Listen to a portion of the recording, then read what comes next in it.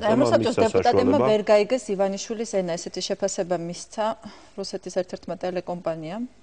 ივანიშვილის გამოსვლას ევროსაბჭოში სამწუხაროდ ბევრი გამოხმაურება. როდესაც დაიწყეთ რუსეთის ტელეკომპანიების ციტირება ქალბატონ ეკა? არა, რუსეთის ტელეკომპანიამ ასეთი, როცა საჭიროა, მხოლოდ მაშინ ციტირება. ასე იგი, ესე იგი ჩათვალეთ საჭიროც რა ახლა რუსული ტელეკომპანიის. მხოლოდ რუსული ტელეკომპანია გამოეხმაურა სამწუხაროდ. სხვა მე ბევრად უფრო მიყვარს ამერიკული და ბრიტანული ტელეკომპანიების არ მინახავს ესეთი შეფასებები. აი ესეთი არა, უკეთესი და კარგი. კარგი. არ მინახავს შეფასებები ზოგადად როგორ გამოეხმაურა.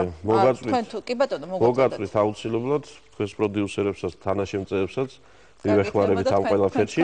მაგრამ ეს ძალიან მნიშვნელოვანია. რომ ესე იგი რუსული ტელეკომპანიის გამოხმაურება იყო უარყოფითი, ხო ამას ვეუბნებით? მე არ ვამბობ მხოლოდ რუსული კომპანიის გამოხმაურება ვნახეთ. სიამოვნებით ეკონომისტის გამოხმაურებაზე ბევრად უფრო მიყვარს ხოლმე ეკონომისტის ციტატების მოყვანა. მხოლოდ რუსული ტელეკომპანიის გამოხმაურება ვნახეთ და რუსებს არ მოეწონათ ივანიშვილის გამოსვლა ასე რომ ევროსაბჭოს დეპუტატებმა ვერ გაიგეს ივანიშვილის ენა.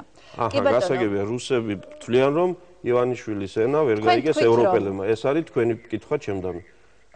თქვენ თქვით რომ არც ევროსაბჭოს დეპუტატებმა რომ ვერ გაიგეს ენა. რუსული არხი ამბობს ამას. და თქვენ ამას ციტირებთ ახლა. არა, მე ციტირებ რუსულმა არხმა როგორც თქვა. გაგზავნით. მადლობთ. ისე თქვენი მითითების გარეშეც გავაგზავნე ბატონ დავით.